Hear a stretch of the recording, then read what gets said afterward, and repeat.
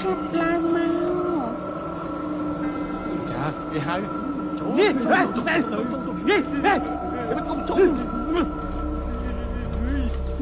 មើលដាក់ចូលទៅ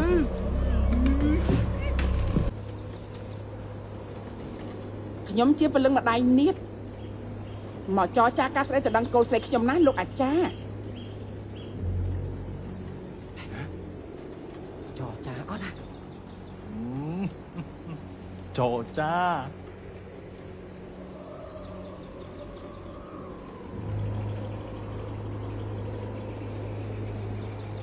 ហើយឆ្កល់ពួកឯងក៏ប្រាប់អញផងថានាងគ្មានម៉ែឪទេអញកុំហៅទាំងមេបាអញ្ជើញទាំងមេបាមិនមែនមកមនុស្សណាមកខ្មោចឯងទៅបងថ្លៃភ័យអញទៀតថ្ងៃនេះថ្ងៃជាវេលាល្អមែនអមែនបើល្អមានអីជាមិនតល់ខ្មោច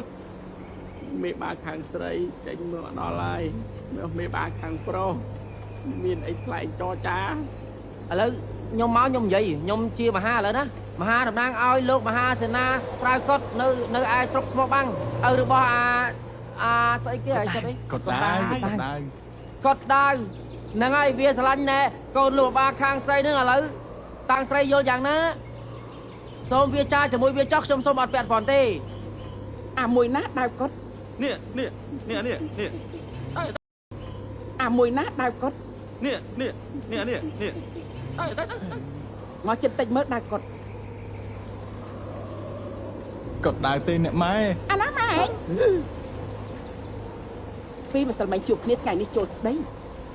ថ្ងៃស្អែកលែងលះទុកកូនអញជាសត្វក្ងោកការប៉ាត់ជាកូនកងានមែនទេអាដាវកត់ ម៉ែកងោកនិងកងានមានអីដូចគ្នាទេម៉ែ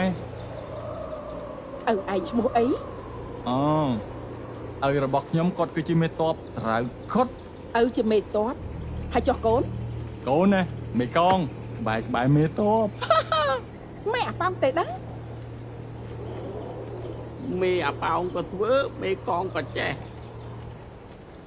មេតបគេសាក់អាគមការពារទឹកដីចុះមេកងគេសាក់អី អ្នកស្រឡាញ់ធម្មជាតិអ្នកស្រឡាញ់សត្វព្រៃអ្នកស្រឡាញ់ស្រី ឯណាអញមើលសាក់បន្តិចមើល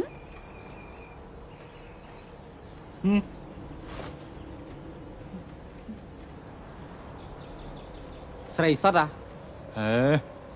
អាគមមហិទ្ធរិទ្ធទេពធីតាក្បាល8ស័ក្តិសិទ្ធិណាស់តែមិនតន់ហើយ អញថាមានតែក្បាល3ទេកាធីកូនមិញសនលក់ស្រាមីដាកូនតស៊ុយលក់ត្រីនាងទៀបចៅយាយព្រឹកចៃចាក់គូវៃរិញមានតែក្បាល3ទេអត់មានក្បាល8ទេ ហេនិយាយច្បាស់ដូចថ្ងៃឥឡូវបន្ទាប់ពីបានចរចារួចហើយតើលោកវិបាខាងស្រី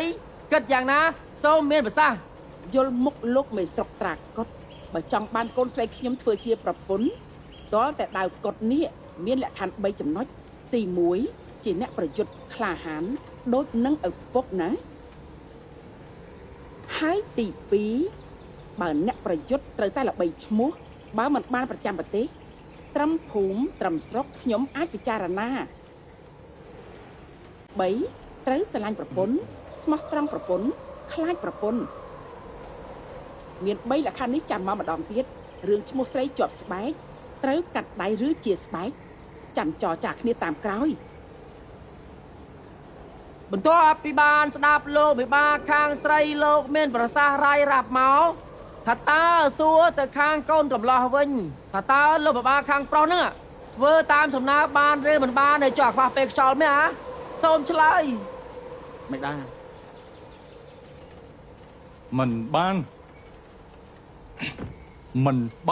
គឺមិនបាន ធ្វើមិនបានកុំចង់បាន ចង់និយាយថាអត់មានពាក់ព័ន្ធអីជាមួយខ្ញុំទៀតទេខ្ញុំសុំចាប់ប៉ុណ្្នឹងហើយគឺពាក់ព័ន្ធអីមួយខ្ញុំទៀតទេខ្ញុំទៅមុននឹ